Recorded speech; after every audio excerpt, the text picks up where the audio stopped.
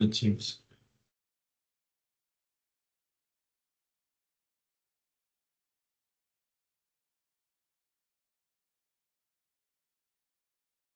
Bonjour à tous, bienvenue pour ce webinaire. Je suis Arnaud Lordet de la CPME Auvergne-Rhône-Alpes. Euh, à ma droite, Pascal Trottier, qui se présentera tout à l'heure. On est heureux de vous accueillir pour ce webinaire sur un sujet éminemment mouvementé en ce moment, avec de l'actualité du mouvement, que sont les tarifs douaniers. Euh, je vais juste, avant de laisser la parole à Pascal et à Laure, qui animeront ce webinaire, revenir un petit peu précisément. Hein, là, le webinaire va se durer de 9 heures à 10 heures. Vous donnez quelques règles du jeu. Hein, vous avez la possibilité d'intervenir en posant des questions directement sur le chat. Vous avez aussi potentiellement la possibilité d'interpeller. Vous pouvez lever la main virtuellement. On pourra vous donner la parole, le cas échéant, et la visio peut-être plus en fin de webinaire. Vous rappelez aussi que la CPME est très engagée sur l'international et notamment dans le cadre des rendez-vous de la Team France Export qui se déroulent sur le mois. On a déjà eu bon nombre d'actions qui ont été organisées par à la fois notre pôle international qui regroupe un club export qui comprend 160 membres de toute la région, qui sont les chefs d'entreprise. Et puis également, on a eu déjà 2 webinaires qui se sont déroulés sur des thématiques internationales. Et on en a un prochain qui se déroulera le 27 juin à partir de 8h30, un petit peu plus tôt, jusqu'à 9h30, sur le crédit documentaire. Voilà, outil indispensable à votre palette pour développer, sécuriser, financer vos ventes export, qui est aussi un bon sujet. Euh, Ça fait partie un peu de tous les éléments qu'on est amené à traiter. Il faut savoir que la CPME, on est également copilote avec la Chambre de commerce et d'industrie de région d'un programme d'accompagnement à l'international qui est financé par la région Auvergne-Rhône-Alpes à hauteur de 70%, qui vous permet de bénéficier de l'accompagnement de vos conseillers internationaux CCI et de Business France, et puis d'ateliers techniques qui reprennent des thématiques un peu comme celle-ci, pour vous aider à monter en gamme et puis surtout à atteindre vos objectifs à l'export sur des nouveaux marchés, que vous soyez déjà exportateur sur d'autres marchés, que vous souhaitiez en aborder un nouveau territoire, ou primo-exportateur. Et parce que j'aime bien cet adage, mais plus vite et plus fort avec l'export, c'est clair que l'ensemble des entreprises qui vont à l'international se déploie plus rapidement, se développe plus rapidement. C'est un constat que tu as fait, Pascal, à qui je vais donner la parole à présent. Alors, voici les points que tu vas être amené Oui. à traiter. Bonjour à toutes et à tous. Donc, merci Arnaud. Donc, je me présente Pascal Trottier. Je suis le coprésident du pôle international de la CPME Auvergne-Rhône-Alpes, dont vous a présenté les principaux points Arnaud. Donc, avec un club export, un accompagnement, une mise en relation avec nos partenaires. Voilà. Alors, sur l'aspect, excuse-moi. Quelques mots introductifs, notamment par rapport à en fait, ce contexte qui fait l'objet de ce webinaire aujourd'hui. On se rend compte qu'on est dans un contexte géopolitique qui est changeant, ça va vite, et c'est le cas pour les USA et le Canada, comme on va le voir, mais c'est également plus globalement le cas, on le voit au Proche-Orient ou autre part, ce qui a un impact finalement sur toute la chaîne logistique, que ce soit en termes de transport, en termes de durée, mais également en termes de coûts. Et l'aspect douanier est un aspect important de cette chaîne logistique. Donc, à partir de ce constat-là, il va être très important de se projeter par rapport à de futurs envois ou réceptions de marchandises, et pour derrière mieux réagir face aux urgences. Parce qu'on se rend compte que si on anticipe, et Madame Pradon aura l'occasion d'en parler, cette nécessité de se préparer, c'est mieux réagir face à l'urgence pour ne pas subir et derrière qu'il y ait des problématiques. Et pour pas subir, eh ben là, ce qu'il faut faire, c'est s'informer. S'informer, c'est ce qui est très important, puisque d'avoir l'information, c'est mieux de se préparer derrière. Donc, il va être très important. C'est l'objet de ce webinaire, mais également tous les jours. En tout cas, au sein de la CPME, on est là avec nos partenaires de la douane et autres, de vous informer sur les actualités, parce que, elles sont nombreuses et ça change très vite. Donc voilà, voilà ce que je voulais vous dire. On ne tarde pas plus, je vais passer la parole à Madame Pradon, dont je remercie pour sa disponibilité pour ce webinaire. Et merci à tous encore une fois pour vous dire, n'hésitez pas à poser vos questions. Et donc, on aura, j'espère, l'occasion de pouvoir y répondre directement. Et sinon, Madame Pradon se proposait, a posteriori, de pouvoir y répondre de manière directe. Madame Pradon, la parole est à vous. Merci. M- Merci beaucoup. Bonjour à tous. Merci à la CPME de nous laisser la parole pour ce webinaire et pour pouvoir vous présenter au mieux tout ce qu'il va falloir anticiper pour être au top. Voilà. Alors, Arnaud, tu me confirmes juste que c'est bon, vous voyez bien ma présentation? Tout bon, c'est tout bon, c'est tout bon. C'est tout bon. OK. Alors, comme le disait Pascal, en fait, surtout, le principe, c'est l'anticipation. L'idée, c'est quoi? C'est que dans ce monde où les choses changent très vite, où de toute façon le commerce a vocation à être quelque chose de rapide et d'avoir les réflexes immédiats, il faut vraiment se préparer. Alors, se préparer, il y a beaucoup de choses qui peuvent être préparées, beaucoup de choses qui peuvent être anticipées. Et là, l'objet en fait de ma présentation de ce matin, que j'ai essayé d'être la plus exhaustive possible, c'est de vous donner toutes les clés. Donc, dans la mesure où on a, là, j'ai une cinquantaine de minutes pour vous présenter toutes ces clés, je ne m'étendrai pas forcément dans le détail pour chacun. Alors, étant entendu que pour vous, c'est d'avoir les réflexes. L'idée, c'est vous allez pouvoir vous dire, normalement, à l'issue de ce webinaire, ah bah tiens, ça me parle, je vais pouvoir contacter. C'est toujours ça. La CPME, la douane et tous les acteurs de la TFE sont là pour répondre. Mais ce qu'il faut, c'est que vous ayez le réflexe. Et donc l'objectif de ce matin, c'est de vous présenter tout ce qui... Enfin, tout, il y a encore d'autres choses, mais au maximum de choses qui sont à votre disposition pour pouvoir être le plus efficace et ne pas vous retrouver dans le cadre justement de tout ce qui se passe dans le monde, coincé pour différentes raisons.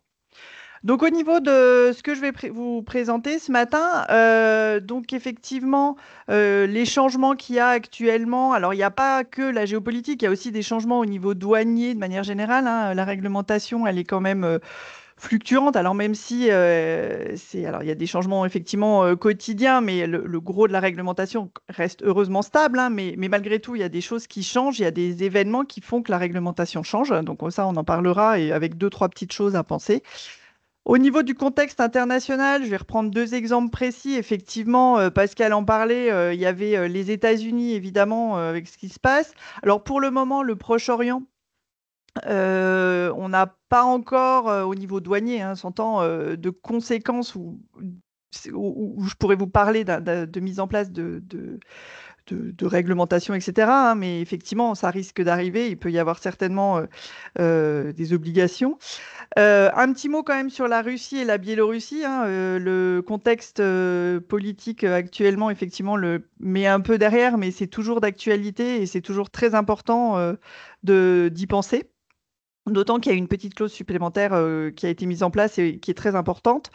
Limitez vos risques. Alors là, on parlera de deux, trois choses en particulier. Le choix de l'incoterm, la nomenclature. Donc, c'est des choses, en fait, souvent les entreprises arrivent, pouf, et ils se disent, ah, mais je sais pas.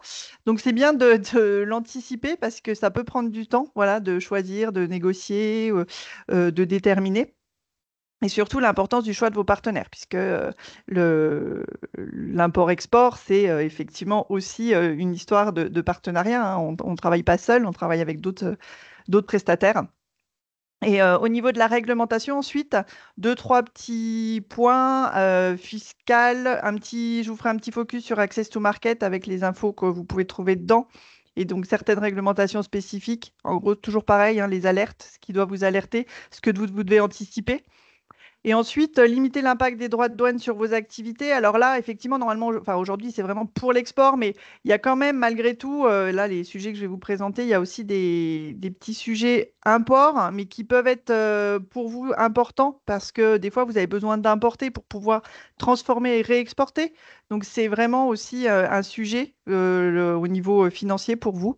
Et ensuite, je finirai par vous présenter le réseau d'accompagnement douanier donc, et le réseau de nos partenaires. Donc, la réglementation, ce qui change pour les exportateurs, donc effectivement, donc, l'anticipation, hein, c'est le maître mot. L'importance de suivre l'actualité et l'importance de la veille réglementaire. Pourquoi j'insiste sur ce point-là? Aujourd'hui, on trouve tout. Surtout, il y a une foule d'informations qu'on peut trouver sur tous les sites internet. Donc, c'est vrai que parfois, à l'inverse, le tout, le trop, on peut se noyer. Donc là, je vous ai mis quelques sites qui sont très complets. Alors, vous pouvez cumuler les deux, mais les uns et les autres se complètent. Donc, je vous ai mis en particulier le site de la Commission européenne, donc c'est Europa. Donc, le site de la Commission européenne reprend la réglementation douanière. Donc là, vous avez toutes les infos. Alors, il ne serait pas content s'il m'entendait, mais il n'est pas hyper, comment dire, d'un point de vue visuel, c'est un petit peu brut. Donc, vous avez les informations. Donc, il faut lire vraiment tous les textes. Mais sachez que sur le site douane.gouv, alors là, je fais de la pub pour nous aussi, mais le site est un peu plus ergonomique. Donc, vous avez toutes les informations. Vous avez toujours des liens aussi vers les textes, vers Eurlex entre autres, puisque la réglementation elle est reprise dans Eurlex, tous les règlements communautaires. Donc ça, c'est très bien, ça vous permet déjà d'avoir toute la réglementation douanière. La DG Trésor, je vous en parlerai tout à l'heure aussi. Pourquoi la DG Trésor? Parce que la DG Trésor, on travaille aussi avec eux sur certains sujets, donc sur lesquels aussi vous pouvez avoir des informations. ITC, donc c'est sur le commerce, où là, vous avez plus des informations au niveau commercial, plus que douanier, mais là, vous allez avoir tout ce qui est prospectif. Vous allez avoir je regardais là récemment, ils ont mis en place un petit téléservice où sont les nouveaux débouchés, par exemple. Donc, vous avez un aspect là moins réglementaire, mais plus commercial, qui peut aussi vous donner des informations. Et vous avez le site aussi mondial des douanes et du commerce, l'OMD et l'OMC. Je vous ai mis l'acronyme en anglais là, mais l'OMD et l'OMC, sur lequel aussi vous avez des infos. Par exemple, typiquement, je vous parlais tout à l'heure de code douanier. Le code douanier, vous avez des notes explicatives qui sont sur le site de l'OMD, puisque c'est une réglementation, là, cette fois, qui est mondiale, qui n'est plus exclusivement européenne, puisque voilà. Au niveau alors des petites actualités entre guillemets, les choses que vous devez avoir en tête dans le récent, on va dire. Comme vous le savez probablement, si vous faites déjà du commerce à l'international et que vous faites du dédouanement, on change notre système douanier. Donc la refonte import-export, c'est la dématérialisation complète de la douane, hein. C'est tout passe normalement informatiquement et donc on doit effectuer tout un changement informatique de nos téléservices et de notre procédure de dédouanement. Donc, Delta, tel qu'il existe aujourd'hui, a vocation à disparaître. Donc, Delta Import, donc le nouveau Delta Import va être mis en place donc, fin du mois de juin. Delta Export sera mis en place en octobre. Donc là, l'incidence pour vous, d'un point de vue purement opérationnel, c'est que dorénavant, l'EORI, ce sera un EORI sirène. Aujourd'hui, en France, on travaille sur l'EORI sirette, mais au niveau européen, pour beaucoup de choses, en particulier pour le téléservice qui permet de demander des régimes particuliers, c'est déjà sur le sirène. Donc, pour être cohérent avec nos voisins européens, dorénavant, il faudra un EORI sirène. Donc, dans les choses que vous devez penser à faire, à anticiper, c'est bien solliciter un EORI sirène. Alors, rapidement, si vous faites de l'import, hein, puisque c'est fin juin que la bascule se fait pour Delta Import. Et bon, si vous ne faites que de l'export, vous avez encore un peu de temps pour demander.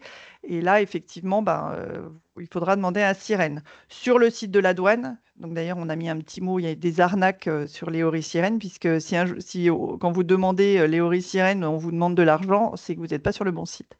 Donc c'est gratuit, c'est sur le site de la douane. Vous tapez douane.gouv, demande EORI, vous allez tomber directement sur le téléservice Soprano, vous demandez, et en général, c'est fait dans les 24 heures, hors week-end, mais au jour ouvré.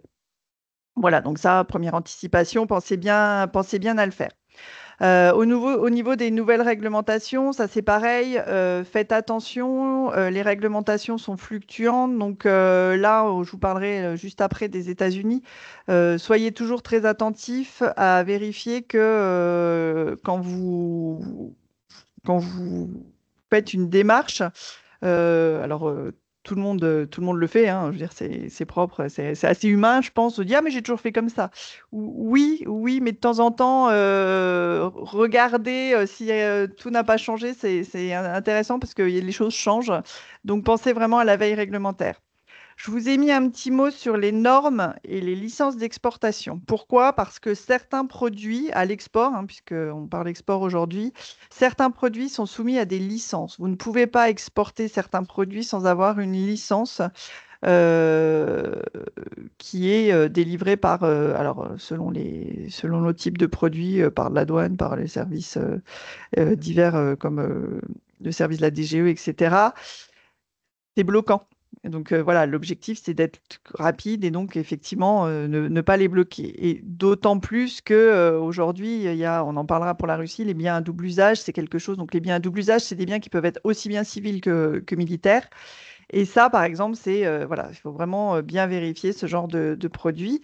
Alors les normes, évidemment, à l'import, quand vous importez quelque chose, que vous pouvez le faire rentrer sur le territoire de l'Union, donc ça, bien vérifié au préalable. Vous avez le point contact produit, qui est un site de la DGE, point contact produit, donc vous tapez, hop, si vous arrivez directement sur le site de la DGE, vous avez un contact et vous pouvez les appeler pour leur demander les normes à l'importation.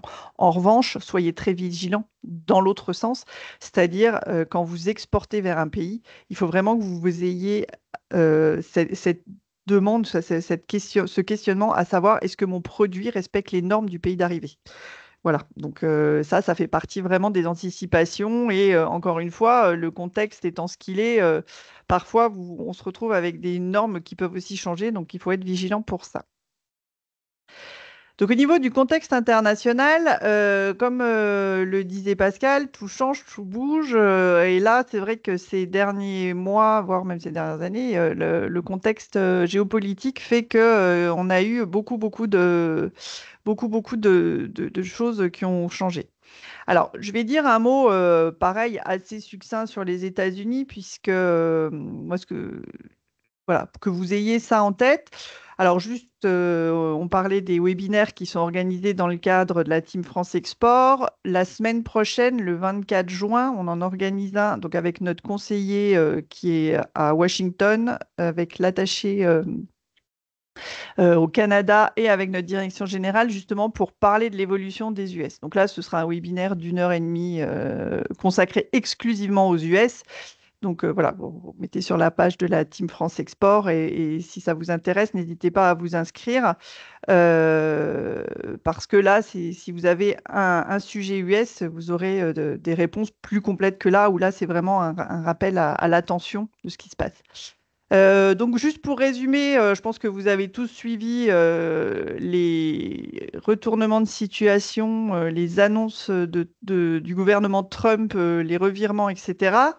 Donc, après avoir mis des taux de 20%, finalement, ils ont décidé, donc c'était ce qu'on appelait l'application des droits de douane réciproques, de décider de ne plus les mettre à 20%, mais donc 10%. Donc, ça veut dire quoi? Ça veut dire qu'aujourd'hui, vos produits, quand ils arrivent sur le territoire de l'Union, des États-Unis, pardon, ils ont forcément 10% en plus des droits de douane applicables. Donc, ça, c'est pour tous les produits.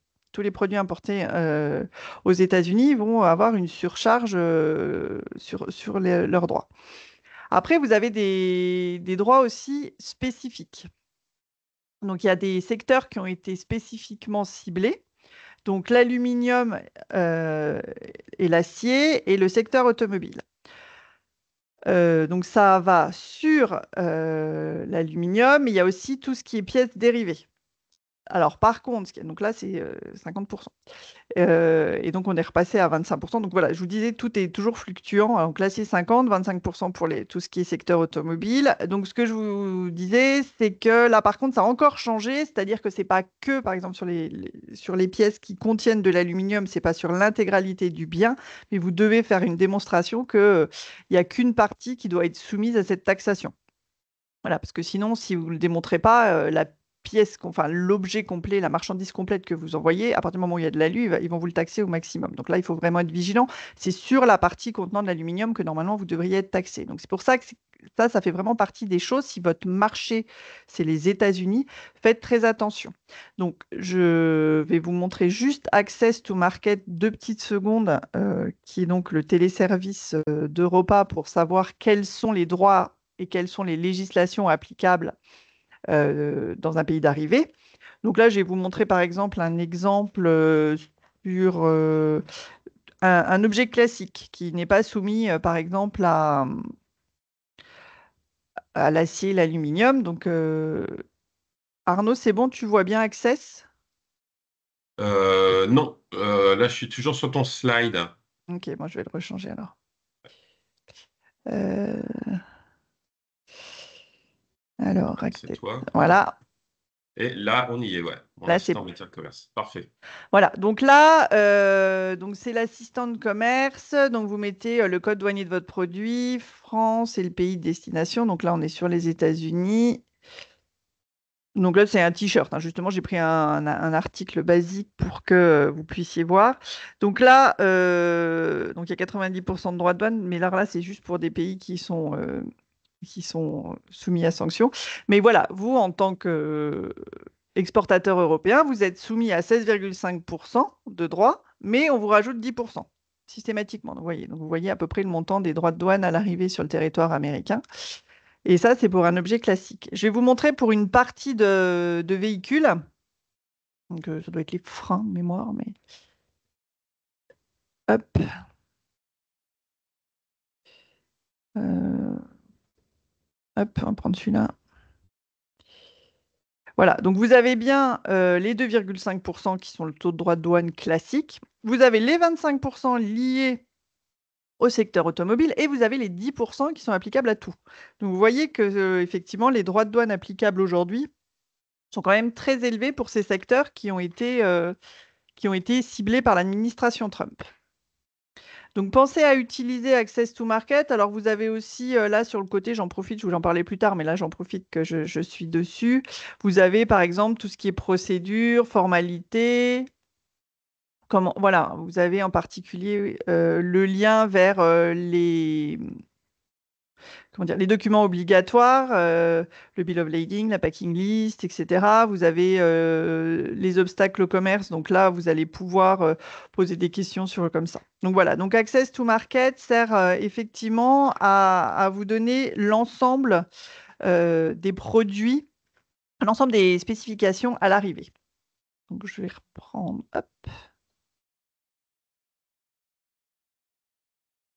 Ma présentation. Parfait. Ça va au début. Ouais, alors, attendez.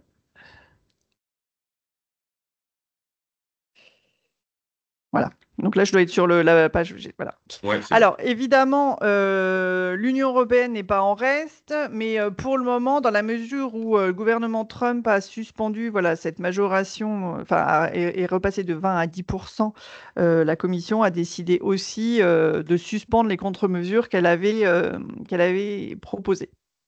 Donc, en gros, à partir du mois de juillet, 9 avril, donc les réponses, donc normalement, sauf changement, hein, mais bon, effectivement, comme ça change tout le temps, sauf s'il persiste, le gouvernement Trump va donc réaugmenter ses taux et donc l'Union européenne, donc le 14 juillet, le 14 ou le 15 juillet, va elle aussi mettre en pratique ces contre-mesures. Ce qui veut dire d'ailleurs que vous, si vous là, dans le sens inverse, si vous allez importer des marchandises qui viennent des États-Unis, là, vous serez soumis aussi à des gros droits de douane. Donc, pensez-y, anticipez. Voilà, c'est vraiment l'objet d'aujourd'hui. C'est, voilà, États-Unis, pensez-y à l'export, mais ça va arriver aussi à l'import des contre-mesures.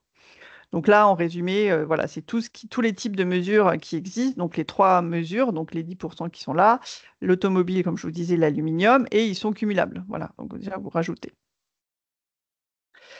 Un petit mot sur la Russie et la Biélorussie. Donc là, depuis 3 ans que la Russie a envahi l'Ukraine, donc des mesures ont été faites, sachant qu'il existait déjà des mesures depuis l'annexion de la Crimée en 2014. Donc on a repris le règlement qui est lié aux sanctions. Donc là, on en est au 16e train de sanctions, il va y avoir 17e, qui sont faites donc, contre la Russie, mais aussi contre la Biélorussie. À l'encontre de la Biélorussie aussi, hein. Les deux sont liés. Alors, c'est deux règlements différents. Alors là, je me suis trompée, j'ai mis les mesures restrictives à l'importation, mais le même existe pour l'exportation si vous avez besoin. Donc, surtout, je vous invite, voilà, j'ai mis dans ma présentation la note aux opérateurs. Très importante, la note aux opérateurs qui reprend l'intégralité des produits qui sont soumis à sanction. Donc, tout n'est pas soumis à sanction à l'export, enfin à l'import non plus d'ailleurs. Il faut vérifier code par code, en fait. C'est-à-dire que votre produit, par exemple, tous les produits qui peuvent, par exemple, aider au renforcement de l'économie russe, tous les produits qui peuvent être liés au raffinage du gaz, au renforcement militaire, tous ces produits-là sont soumis à sanctions. Donc, parfois, certains produits peuvent être des biens à double usage. Donc, c'est vraiment important. Il ne faut pas juste te dire, oh non, mais moi, mon produit, rien à voir. Malgré tout, Russie, Biélorussie, vérifiez toujours le code douanier. Alors, en cas de difficulté, et ça peut être assez légitime, ils sont assez importants, les règlements communautaires, ils ne sont pas toujours lisibles du premier coup. En cas de difficulté, on est là pour vous dire si oui ou non, vous pouvez le faire. Deux petits points d'attention. C'est pour ça que je vous parlais de la DG Trésor tout à l'heure. Outre les produits qui sont ciblés, des entreprises et des dirigeants d'entreprises russes sont ciblés. Donc la DG Trésor, il y a un lien sur la DG Trésor pour le gel des avoirs, c'est-à-dire il faut être vigilant avec qui vous commercez. Certaines entreprises et certains dirigeants sont ciblés par les sanctions. Donc il n'y a pas seulement l'aspect, comment dire, l'aspect marchandise. Il y a aussi l'aspect dirigeant et société. Donc là, vous avez ici, là, sur mon PowerPoint, le lien vers le gel des avoirs. Pensez bien à regarder aussi, en plus de vos comme ça. Dernière chose, ça c'est nouveau, c'est pour ça la clause de non-réexportation vers la Russie quand c'est à destination éventuellement de la Biélorussie ou même d'autres. Les produits, l'objectif, c'est pas que ça passe par le pays d'à côté pour retourner vers la Russie. Donc vous avez aussi une obligation, alors c'est pas de diligence raisonnée, c'est raisonné, le terme m'échappe, mais c'est que vous devez être conscient que voilà, vous vendez à certaines personnes et vous devez quand même prendre les mesures pour vérifier. C'est-à-dire que si vous vendez à quelqu'un que vous savez que c'est une filiale d'une société russe, normalement, vous devez quand même ne pas exporter. Voilà, donc sachez qu'il y a des clauses qui sont remises à chaque train de sanction. Et entre autres, la dernière, la non-exportation, c'est une des dernières. Voilà pour ce qui est du contexte international que vous devez vérifier. Au niveau de la limitation de vos risques, un petit mot sur le choix des incoterms. Le choix des incoterms, donc les incoterms, c'est pas douanier, entre guillemets, c'est pas une notion douanière, c'est une notion de commerce international. C'est quoi? C'est qui fait quoi entre l'acheteur et le vendeur, qui prend la responsabilité du transport maritime, du transport aérien, qui prend les assurances, qui gère la douane, import, export, le préacheminant, etc. Donc là, au fur et à mesure vous voyez sur le tableau, qui fait quoi, le vendeur, etc.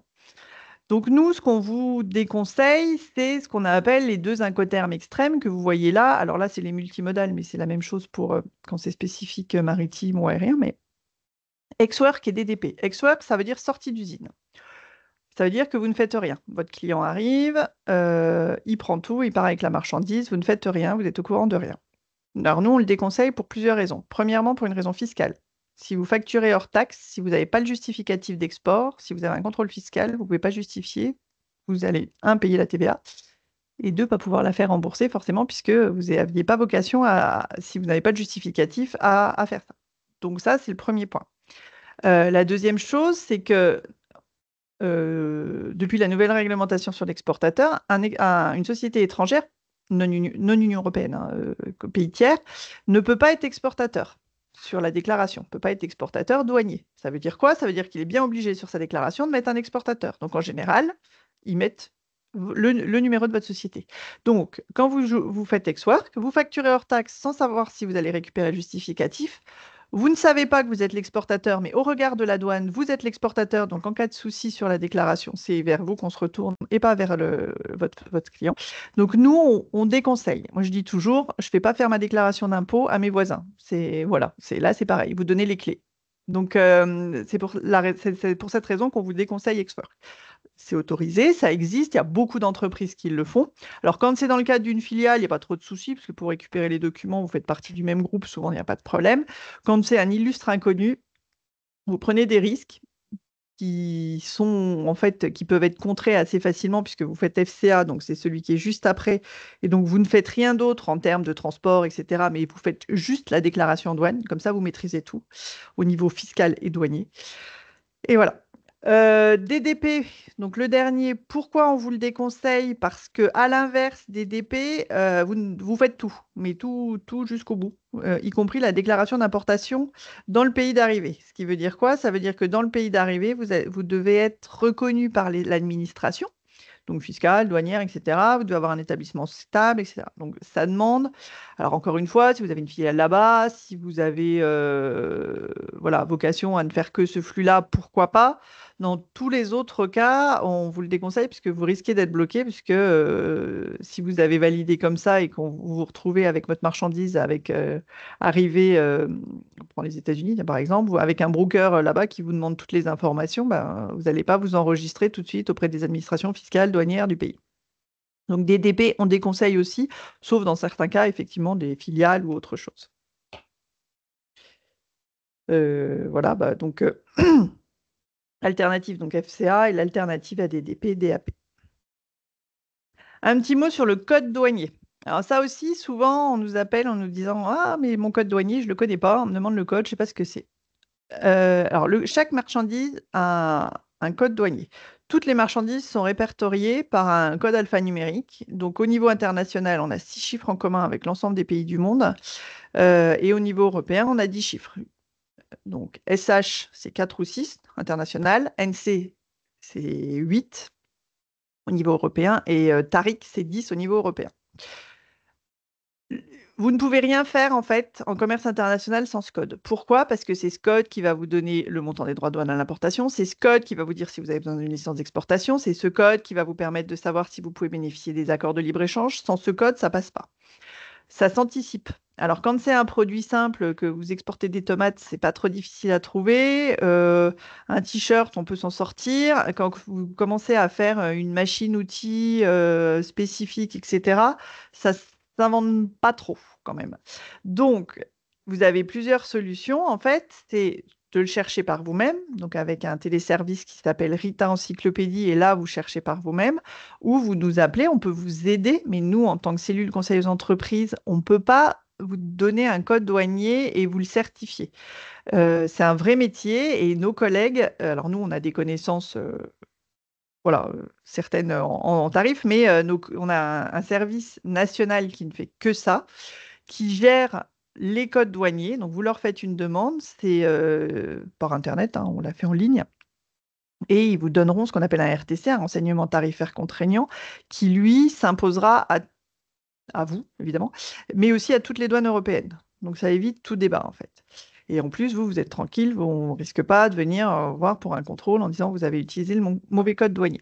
Donc c'est assez rassurant, mais ça s'anticipe. Pourquoi? Parce que, alors le délai légal, je dis toujours que c'est le délai légal qui est repris dans le code des douanes pour une autorisation, c'est 120 jours. C'est-à-dire que normalement, ils ont 120 jours pour vous donner le code. Alors évidemment, c'est le délai légal maximum. En général, ça met beaucoup moins, mais comptez quand même 3 semaines, c'est pas incohérent quand même, vu qu'il y a un seul service qui gère tous les codes pour la France. Donc vraiment, soyez vigilants à l'anticiper. Voilà ce que je vous disais, SH246, donc ça c'est international, et ça, après c'est européen. Rita, donc c'est l'aide au classement. Rita Encyclopédie, vous le trouvez très facilement, hein, encore une fois. Il suffit de taper Rita Encyclopédie dans, dans Google, hein. Il est aussi sur le site de la douane. Vous pouvez le retrouver par le site de la douane. C'est sur le principe d'une arborescence. Donc, en fait, vous tapez, vous regardez quels peuvent être le chapitre, puisque le premier chiffre, c'est le chapitre qui peuvent vous correspondre. Bah, par exemple, 01, c'est les animaux vivants, 02, c'est la viande, etc. Et tout se décline toujours comme ça. C'est-à-dire pour les produits textiles, c'est la même chose. Vous avez d'abord les fils, ensuite vous avez le tissu, et ensuite vous avez les articles confectionnés. C'est toujours par type de produit du plus simple au plus élaboré. Pareil, à partir de 72, vous avez tous les métaux, l'acier, le cuivre, l'inox, etc. Et à partir de 84, 85, vous avez les machines qui sont faites à partir de ces métaux aussi. Voilà. Donc c'est toujours décliné de cette manière-là.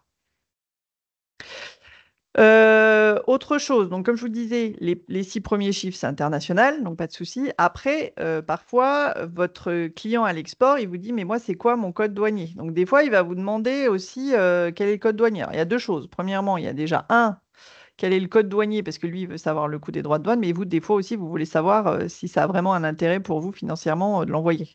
Donc, il existe un site qui est identique finalement à Rita Encyclopédie. Donc, je vous l'ai mis par exemple pour les Américains, hein, puisqu'en ce moment, c'est quand même assez, c'est d'actualité, hein, c'est le cas, qui s'appelle Harmonized Tariff Cheaters et qui lui va vous permettre en fait de déterminer le code douanier de la même manière. Donc partez du principe que les 6 premiers sont identiques, donc ça vous permet d'avoir la base de départ et ensuite d'essayer de retrouver les 4 chiffres suivants pour pouvoir avoir le code douanier à l'arrivée et savoir vous quel est le montant des droits que vous allez payer. Donc voilà, donc ce que je vous disais, c'était le RTC. Ah oui, j'ai oublié de vous le préciser, c'est gratuit. Comme toutes les procédures en fait qui sont faites par les douanes, les RTC, l'information sur le Made in France, tous les régimes particuliers, toutes les autorisations qu'on vous délivre sont des autorisations gratuites que vous pouvez solliciter auprès de nos services. Je vous ai mis aussi le lien parce que si vous avez vraiment un vrai flux important vers les États-Unis et que vous avez besoin de connaître le code douanier de manière certaine, ils ont une procédure qui est identique. Et là, vous demandez auprès. Donc, CBP, c'est Customs. J'ai un flop sur l'acronyme complet. Donc, c'est les douanes américaines. Un petit mot sur l'origine et la provenance. Ne vous trompez pas. L'origine, c'est vraiment la nationalité du produit. La provenance, c'est d'où il vient. Donc, c'est pas parce que votre produit vient d'Allemagne qu'il est allemand. Ils l'ont peut-être acheté avant en Chine. Donc, soyez vigilants, vérifiez bien, demandez bien à votre fournisseur ce que c'est, puisque ça a une incidence aussi sur le montant des droits que vous allez payer à l'arrivée, mais ça va aussi avoir une incidence sur l'export, puisque à l'export, on vous demandera aussi l'origine. Un mot sur, j'en parle après. Juste une chose, donc pour que vous compreniez bien, c'est qu'une origine ne change pas. C'est une nationalité. Vous, quand vous passez une frontière, vous ne changez pas de nationalité. Donc il faut qu'il y ait une vraie transformation de la marchandise pour que l'origine puisse changer. Alors, l'origine non préférentielle, alors ça reste beaucoup, en douane, il y a beaucoup de termes, c'est du verbiage douanier, hein, comme dans toutes les sujets. Origine préférentielle, non préférentielle. Donc, l'origine non préférentielle, c'est la nationalité de votre produit, ça ne change pas. Ça ne change que, voilà, c'est une vraie transformation. Par contre, à l'exportation, parfois, on nous appelle, on dit, ah, on nous demande un certificat. Alors, pour l'origine non préférentielle, c'est-à-dire quand vous n'êtes pas dans le cadre d'un accord de libre-échange signé avec un pays, donc du classique, vous envoyez vers un pays, il n'y a pas de sujet d'accord de libre-échange, les certificats peuvent être délivrés, mais c'est délivré par la Chambre de commerce. L'origine, donc comment on détermine l'origine de la marchandise, à l'exportation, ça dépend de la règle d'origine du pays de destination. C'est-à-dire que nous, on ne peut pas, voilà, c'est pour ça que donc c'est les chambres de commerce qui font ça. Elles vont vérifier dans les normes, dans les réglementations des pays de destination, quelles sont les obligations pour avoir l'origine, et c'est eux qui vont vous délivrer un certificat d'origine non préférentielle. C'est pas un document obligatoire, c'est un document qui est parfois exigé par vos clients. Et donc, vous pouvez l'avoir. Mais ça, c'est pas obligatoire. C'est simplement une sécurité que veulent vos clients à l'arrivée. D'ailleurs, là, donc, je parlais de non préférentiel. L'origine préférentielle, c'est dans le cadre des accords de libre-échange, dont je dirai un mot un tout petit peu plus tard. Donc la valeur en douane. Donc en fait, on parle toujours du triptyque douanier, espèce, origine, valeur. Donc espèce, c'est le code douanier, origine, on vient d'en parler, et la valeur, donc c'est le montant en fait sur lequel va être calculé la taxation. Donc la taxation, elle ne se fait normalement qu'à l'importation. Vous avez des droits de douane à l'importation, vous n'en avez pas à l'exportation. TVA, pareil. En revanche, vous pouvez, dans certains cas, à l'exportation, avoir des taxes à payer, mais ça reste vraiment du très ponctuel. C'est surtout à l'importation. Néanmoins, il faut être vigilant sur la valeur en douane. La valeur en douane, une fausse déclaration de valeur, c'est aussi une infraction douanière. Donc, il faut quand même être vigilant. La valeur en douane, c'est le point passage frontière Union européenne. C'est sur cette base qu'est calculé les montants des droits et taxes. Donc c'est pour ça en fait que les incoterms ont une incidence parce que si vous avez par exemple une facture qui va jusqu'à votre point d'arrivée, dans cette facture, vous allez avoir le transport entre le point d'entrée sur l'Union européenne et chez vous. Mais ça, c'est pas, ce sera déduit en fait du calcul de la valeur en douane euh, pour pouvoir appliquer les droits de douane. À l'inverse, la valeur TVA, elle va jusqu'au point en France. Vous voyez, c'est un calcul et c'est la raison pour laquelle, d'ailleurs, on revient à mon point suivant, c'est le choix des partenaires. C'est que certaines sociétés nous appellent en nous disant ah, ben, je veux faire ma douane moi-même. Alors, ça existe, il y a des sociétés qui le font. Euh, Pas de souci sur le principe, sauf que si vous n'avez pas la maîtrise de la réglementation, de l'outil douanier, donc Delta, donc c'est l'outil de dédouanement, ça va être compliqué. Donc, bien choisir votre représentant en douane, qui a un rôle d'expertise, de conseil, qui connaît. Alors, il peut avoir aussi un statut d'OA, c'est un statut en fait délivré par le service d'audit de la douane qui va leur délivrer un statut d'opérateur fiable, si vous voulez. Donc voilà, soyez vigilants. Il y a toujours possibilité de faire soi-même sa douane, mais ça demande quand même des. Alors surtout à l'import, à l'export, certaines sociétés le font quand ils ont un flux régulier, systématique, etc. À l'import, ça demande un vrai service douane et des vraies compétences en réglementation douanière. Quelques petits mots sur la réglementation applicable à l'export. Donc, ce que je vous disais tout à l'heure, vous pouvez facturer hors taxe. Dans le Code général des impôts, c'est autorisé. Vous avez un certain nombre d'opérations qui sont autorisées en facturation hors taxe, c'est repris explicitement, et l'exportation fait partie des exceptions, des choses que vous pouvez faire. Pour ce faire, donc vous devez indiquer sur votre facture l'article, donc là je vous l'ai noté, 262i 1, grand 1 du Code général des impôts, la raison pour laquelle vous facturez hors taxe. Et donc, vous devez absolument récupérer le CS sorti. Donc, ce que je vous disais tout à l'heure. Donc, si vous êtes maître de votre déclaration en douane, bah, vous demandez à votre déclarant en douane de le récupérer. Sinon, vous n'avez pas de justificatif. Alors, il existe ce qu'on appelle des preuves alternatives, qui sont reprises très clairement dans le Code général des impôts, mais qui sont à l'appréciation des impôts quand ils font un contrôle. Donc, le mieux, c'est quand même de récupérer le document douanier. Alors, il y a eu une petite fake news là, qui est passée il n'y a pas longtemps, en disant, un déclarant en douane qui avait envoyé ça à ses clients, en disant, dorénavant, avec Delta IE, donc le nouveau service Delta, on pourra plus vous envoyer vos déclarations en douane, vous allez pouvoir vous-même le récupérer sur le site de la douane directement. Alors, c'est pas vrai. D'ailleurs, il a normalement fait un message indiquant que c'était une erreur de sa part. C'est toujours le déclarant qui vous renverra un document. Alors, le document aura plus la même forme du DAU tel qu'il existe là aujourd'hui en format A4 avec nos 54 cases codifiées, etc. Les données seront les mêmes et ce sera plus le même format. Donc, c'est plus le même format, mais le principe est le même. Récupérez toujours votre déclaration en douane. Donc là, la réglementation applicable à l'export, là, je ne reviens pas dessus, c'est effectivement via Access to Market que vous allez pouvoir le faire. Je vous avais mis, voilà, je vous l'ai fait en ligne, mais là, je vous avais mis un petit exemple. D'ailleurs, 73, c'est spécifiquement l'ALU. Donc, vous voyez que tout ce qui est... donc là, c'est clairement... Alors qu'au départ, il n'y a pas de droit de douane.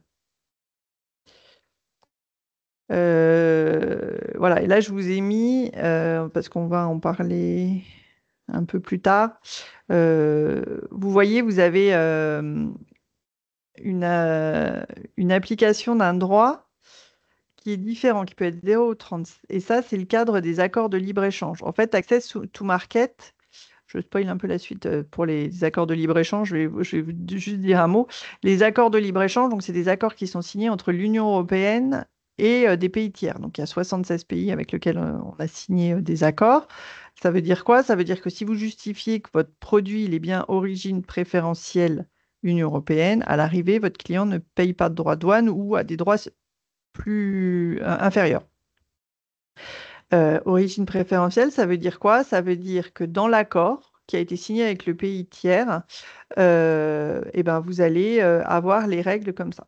Donc tout à l'heure, on parlait des difficultés avec les USA. Souvent, l'alternative qu'envisagent les entreprises pour les débouchés, par exemple, c'est le Canada. Typiquement, on a un accord qui a été signé avec le Canada.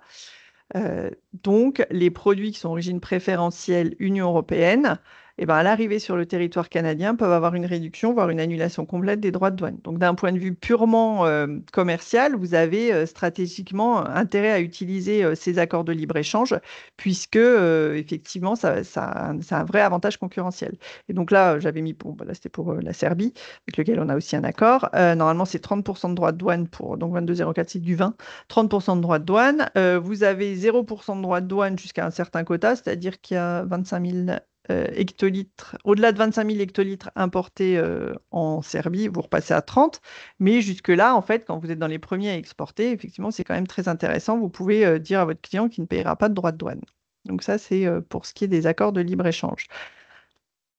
Un petit mot sur la réglementation sectorielle aussi. Alors oui, je sais, ça fait beaucoup de choses à donner, mais encore une fois, l'idée, c'était de vous donner un maximum de clés, un maximum de réflexes à avoir pour pouvoir faire attention quand vous exportez. Et de toute façon, on va pouvoir développer après. Donc, il y a 350 réglementations sectorielles, hein, ça dépend de beaucoup de choses. La protection de l'environnement, alors à n'importe, je pense que vous avez peut-être entendu parler du MACF, de la déforestation, qui sont les deux nouvelles réglementations qui seront mises en place dès l'année prochaine. Enfin, ça commence déjà pour le MACF, mais le patrimoine culturel, alors c'est beaucoup à l'export, hein, on ne peut pas exporter ce qu'on veut qui fait partie du patrimoine culturel. Là, typiquement, tout ce qui est patrimoine culturel, vous ne pouvez pas l'exporter sans licence. Prohibition stricte, évidemment, certaines armes de guerre, mais les armes, alors les armes peuvent être exportées, mais elles sont soumises aussi à licence. Voilà. Et la protection du consommateur, là, vous avez un joli nounours. Pourquoi? Parce que les réglementations liées aux jouets sont, par exemple, des réglementations très strictes visant effectivement à protéger les enfants. Alors ça, c'est plus à l'import, évidemment. Euh, un site qui permet de vérifier les sanctions applicables. Donc là, je vous ai mis le lien, vous pouvez cliquer dessus, vous tombez dessus. Alors les sanctions, ça vous permet, en fait, vous avez une carte, donc Sanction Maps, donc la carte du monde, et vous pouvez voir par pays ce qui est autorisé, pas autorisé. Parce qu'on a parlé effectivement de la Russie et de la Biélorussie vers lequel on ne peut pas autoriser, mais il reste quand même, bon, il y a quand même, bon, alors je pense que je vous apprends rien, hein, la Corée du Nord aussi, voilà, ça peut poser problème. Mais il y a aussi, bon, là, typiquement l'Iran aussi, il y a eu voilà, et puis je suis pas sûre que ça s'améliore.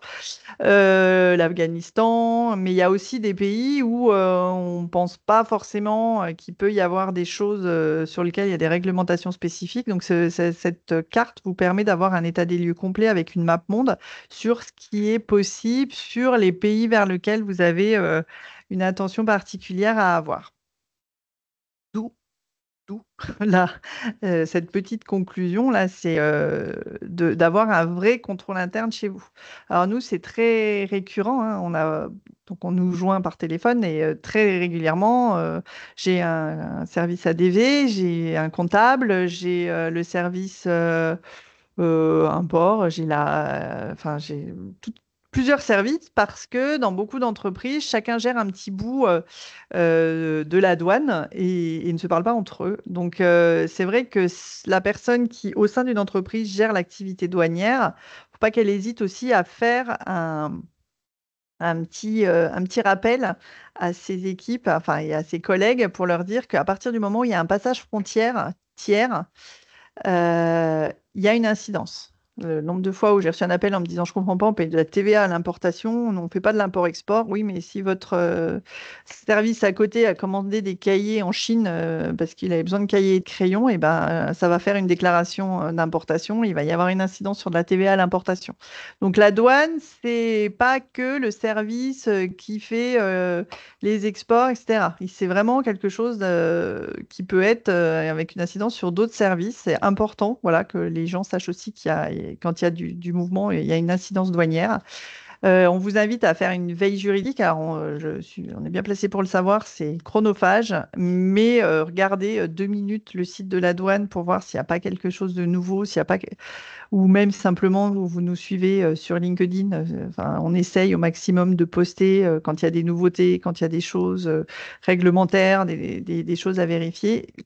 Que voilà, encore une fois, l'objectif, c'est pas que vous soyez parfaitement en maîtrise de toutes les réglementations douanières, mais c'est que un mot, ça vous fasse tilt si votre chef vous dit tiens, on va exporter vers là-bas, que bing, il y a une petite lumière qui s'allume en disant ah attention, c'est pas, c'est faisable, mais il faudrait peut-être anticiper deux, trois choses. Donc voilà. Juste une chose aussi, vérifier les déclarations en douane déposées pour votre compte. Ça veut dire quoi? Ça veut dire que votre déclarant en douane, donc c'est un opérateur de confiance, certes, mais l'humain étant perfectible, et puis voilà, on fait tous des erreurs. Ne pas oublier quand il vous renvoie votre déclaration en douane de vérifier tous les éléments qui sont dedans. Il a déposé en votre nom, d'accord? C'est vous qui êtes responsable des données que vous lui communiquez. Donc c'est lui qui est normalement responsable de ce qu'il écrit, hein. S'il fait une erreur, il est quand même responsable s'il fait une erreur. Mais par contre, il y a quand même, s'il y a un contrôle, c'est quand même vers vous qu'on se retourne en premier. Donc vérifiez qu'il a bien mis le bon code douanier, le bon montant, le bon pays de destination, la bonne origine. Voilà, c'est vraiment les éléments que vous devez vérifier. Après, tous les codes, préférences, etc., on ne maîtrise pas forcément tout, hein, c'est légitime, mais au moins les éléments de base, vérifiez-les, que c'est bien votre EORI et votre numéro, dans certains cas aussi, comme en particulier à l'import, que c'est bien votre numéro de TVA qui a été mis et pas autre chose. Donc là, j'ai plus trop de temps, mais je voudrais juste, puis là, ça concerne plus de l'import, mais je voudrais quand même vous en toucher un mot, utiliser les régimes particuliers. Régime particulier, ça vous permet de vous exonérer du paiement de certains droits de douane, alors en particulier par exemple à l'arrivée. Donc si vous vous exportez mais que vous avez besoin de matières premières, vous pouvez utiliser des régimes particuliers. Donc c'est l'entreposage par exemple. Donc vous importez votre marchandise, mais si vous avez un entrepôt douanier, vous ne payez pas les droits de douane à l'arrivée, vous ne les payez que si vous les mettez sur le marché européen. Mais par contre, si ça a vocation à repartir à l'export, bah là, vous ne les payez pas. Ça vous permet de ne pas avancer effectivement des montants et ça va un vrai gain de trésorerie. Donc ça, c'est tout ce qui est entreposage, utilisation, transformation. C'est-à-dire que vous allez pouvoir utiliser vos produits, alors soit les utiliser directement, soit les transformer, mettre en place un régime. Donc vous ne payez pas à l'arrivée le montant des droits. Alors après, c'est un calcul un peu plus compliqué que ça, hein, mais et après, vous pouvez le réexporter. À l'inverse, vous pouvez avoir des marchandises qui sont transformées dans un autre pays.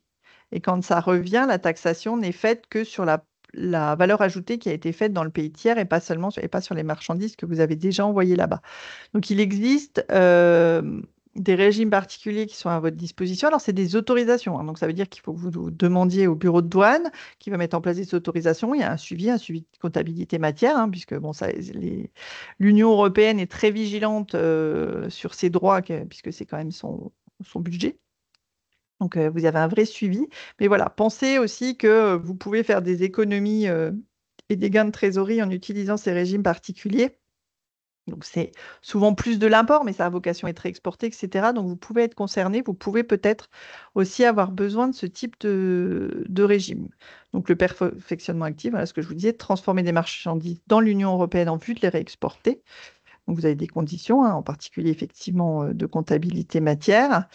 Et vous avez aussi donc, le passif, donc, qui est transformé hors de l'Union pour les réimporter. Donc, vous transformez, je sais pas, vous faites envoyer du tissu en Tunisie. Ils font des vêtements, ils reviennent. Voilà, ça, c'est typiquement du perfectionnement passif. Je vous ai juste mis un petit mot, c'est que ce genre de régime particulier n'est pas propre à l'Union européenne. Il y a beaucoup de pays qui proposent la même chose. Donc là, je vous ai mis l'entrepôt sous douane aux États-Unis. Donc, par exemple, l'avantage, c'est qu'en gros, vous pouvez exporter, vous les mettez en entrepôt.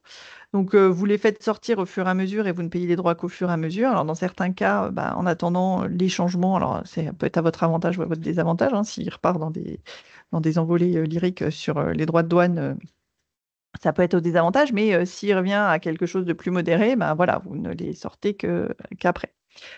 Étant entendu évidemment qu'il y a un coût, hein, le stockage a un coût, donc c'est toujours à prendre en compte, c'est toujours un équilibre à trouver. Et donc, juste un mot, contingent de suspension, c'est quand vous voulez importer des marchandises, ça c'est plus important, mais juste quand vous avez besoin de marchandises pour fabriquer vos produits et qu'il n'y a pas de fournisseurs sur l'Union européenne, il existe des contingents et des suspensions, c'est-à-dire que vous pouvez importer, donc dans le cas des contingents, un certain volume en exonération de droits, ou s'il n'y en a vraiment pas sur le marché européen, vous pouvez à l'inverse bénéficier d'une suspension totale pour importer. Pourquoi je vous en parle aussi, c'est qu'à l'inverse, vous êtes fournisseur, par exemple, européen. Vous pouvez dire, ah oui, mais moi je suis fournisseur et vous faire connaître auprès de la Commission européenne pour que dire, oui, oui, mais là vous avez mis un contingent, une suspension, mais moi je suis en mesure de fournir. Voilà. Donc ça, si vous avez des questions sur ce sujet-là, n'hésitez pas à nous appeler. Il y a aussi tout le bureau commun à notre direction générale qui est là qui est vraiment le point d'entrée à la Commission européenne et qui défend les intérêts des sociétés françaises. Un petit mot sur les accords de libre-échange, donc ce que je vous disais tout à l'heure, hein, les 76 pays. Ma collègue, dans le cadre aussi de la TFE, des rendez-vous de la TFE, fait le 27 juin, cette fois, un webinaire exclusivement dédié aux accords de libre-échange. Donc là, j'ai juste parlé du principe, de l'intérêt pour vous de pouvoir les utiliser. Là, elle développera sur comment regarder, voilà, comment regarder dans quel pays il y en a, quelles sont les conditions, comment on peut faire pour demander un statut particulier, comment on le met en place, etc. Donc voilà, donc ça, gardez ça à l'esprit. Donc vous voyez, il y a quand même beaucoup de pays avec lesquels on a des accords, hein. Le Canada, en ce moment, il est quand même. D'ailleurs, lors du webinaire là, du 24 juin là, sur les USA, le correspondant du Trésor qui est à Ottawa présente en fait les avantages de commercer avec le Canada. Voilà, donc ça peut être un repli comme ça pour comme ça. Et elle vous parlera aussi des nouveautés, puisque, entre autres, il y a le Kenya, la Nouvelle-Zélande, il y a des nouveaux pays avec lesquels on a des accords dorénavant.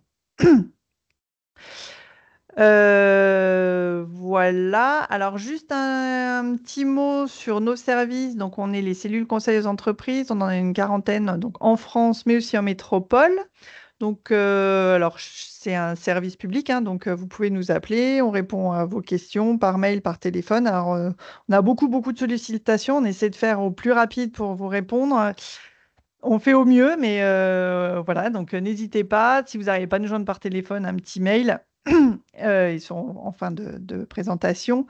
On peut aussi vous proposer un rendez-vous personnalisé. Donc, on se déplace dans les entreprises, on vous reçoit ici. Donc, nous, on est à Lyon, on est à côté de la place Bellecour, où on fait une visio pour gagner du temps quand vous ne pouvez pas vous déplacer ou que c'est un peu. On a un planning, nous, trop chargé aussi pour nous déplacer. Donc, il y a tous nos coordonnées de tous les. Enfin, il y a les coordonnées de tous les CCE de France et de métropole et Antilles sur le site de la douane. Donc, vous pouvez les joindre.